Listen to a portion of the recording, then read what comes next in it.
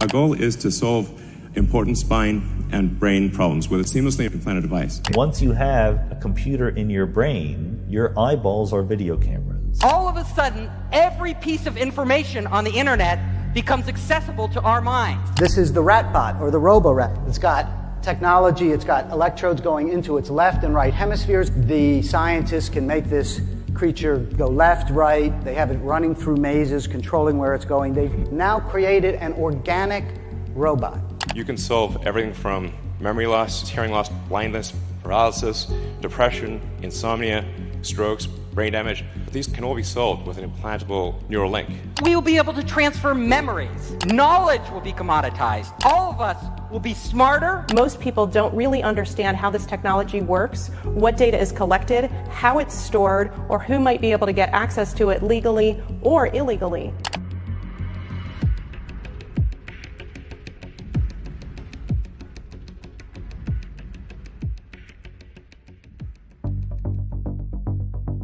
The current world we are living in tends to become more and more technologized. Besides, it seems that, as it continually develops, technology gets closer and closer to our bodies. Think of the phone in your pocket, or the smartwatch on your wrist. Could you imagine it getting under your skin as well? Sweden, one of the richest countries in technological advancement, has already inserted thousands of microchips into its citizens' hands. So congratulations, Hannah. Thank you. You've been shipped? Yes, I have. How does it feel? It feels good. I'm excited to see what I'll be able to do now. These devices are meant to help speed up users' daily rituals and help them connect with their household, offices, and gyms by simply swiping their hand against digital readers. I use it like to get around the building. Buy snacks. Yeah, exactly. So what I need to do is I need to first blip my chip and it will log me in. And from there I get access to the fridge. Also, these microchips can store emergency contact data, social media profiles, or e-tickets for various events within the territory of Sweden. While most people living in Sweden praise the idea of implanting microchips into their hands, Ben Liberton, a British scientist living in southern Sweden, thinks different. He believes that using your chip every time you want to do something, instead of using your card, can become a very easy way to share valuable personal information, especially that related to your physical health and bodily functions. The trained microbiologist who is now working in science communication also points out that as these microchips are inserted in the body, there is a certain layer of privacy to look out for before it starts to be widely used and shared. One might think that this is the peak of technological development, but the progress this field is making does not end here. The past 20 years have been focusing on the intense work of neuroscientists, which resulted in a revolutionary technology known as BrainGate. And the main goal is to connect the human brain to computers through BCIs, brain-computer interfaces, or BMIs, brain-machine interfaces.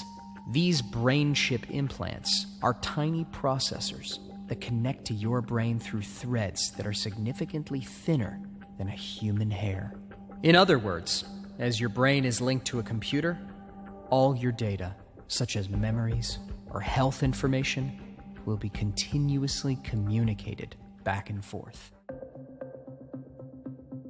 In a recent conference, tech mogul Elon Musk talked about his latest innovation, a brain chip implant that could allow people struggling with paralysis to use technology, like smartphones or robotic limbs, with just their thoughts.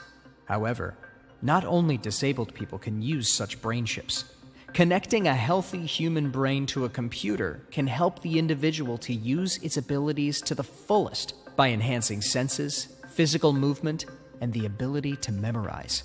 Could you imagine using Facebook without typing? Or maybe driving your Tesla with only the power of your mind? There are two sides of this. and the possibilities of implanting brain chips are both exciting and frightening. It is a matter of choosing how much we are willing to share of ourselves with a machine. It can be a real relief to communicate with others only through your thoughts. Sometimes we can find it difficult to express what we're thinking about, so having others read our mind could be useful. Yet would you sleep well at night knowing that others have the ability to access your mind? It can be really fascinating to control a light switch or to drive your car with just your mind. But would you feel comfortable knowing that others can control your thoughts? This may sound like a science fiction movie script, but things are evolving precisely towards this direction. Having the ability to access the human brain and to understand how it functions, while connecting it to external devices, can bring along numerous resources. It is especially useful for people dealing with severe neurological damages.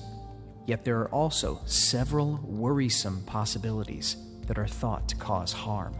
While the idea of having a perfect memory sounds really amazing, the fact that this perfect memory could be hacked sounds terrifying. Imagine that some of your most precious memories could be shared with other people. It's a sense of privacy that is being accessed, which can bring along numerous consequences, especially on a social level. These silicon chips, which interface with the human brain's neurons through contact points, are somehow trespassing nervous tissues and have a great potential to send us on a very dangerous path, according to scientist Greg Braden. Not only that inserting brain chips can be destructive because they can interfere with the normal functioning of neurological processes, it is also unnecessary. What these brain implants are thought to help us do, we already possess the biology to do it on our own. Mirror neurons are a specialized class of neurons in the human brain that don't know the difference between watching an experience and having the experience. This is why you can lie on your couch on a Sunday afternoon watching a soccer game or a golf tournament or whatever. You're lying down, but you're watching this and your heart's racing, your muscles are tense, you might be perspiring, you might be, breathing heavy, but you're just lying there. I mean, if you think about that, it makes no sense. Your mirror neurons think you're the one on the field because the brain doesn't know the difference between watching and having the experience. When we learn to access these mirror neurons in a very specific way, we have super learning. I do this personally. I mean, we can learn very, very quickly. We can learn music. You can learn to perform the way another musician is performing. You can learn a foreign language very quickly. You can not only retain, but recall information. Super learning, super memory, super retention, super recall. Brain chip implants can indeed create numerous opportunities for the disabled, but for those of us who are healthy, there are several questions to answer. How safe are these devices? What are the long-term effects of having such a chip implanted into our brains? How much control do we have on how these brain chips function within our bodies? Human beings hold a great potential of accessing deeper layers of neurological functions, and so it becomes a concern as to how much of this power we are willing to give away to an external device. We are already developing into cyborgs because we are fully dependent on our devices. Anxiety levels go up whenever we're not near our phone, and it has become an important element of our existence. While we still have a certain amount of control on how a smartphone or a smartwatch can influence our lives, brain chips can open the door to another side of our existence, where privacy and the right to it are completely ignored.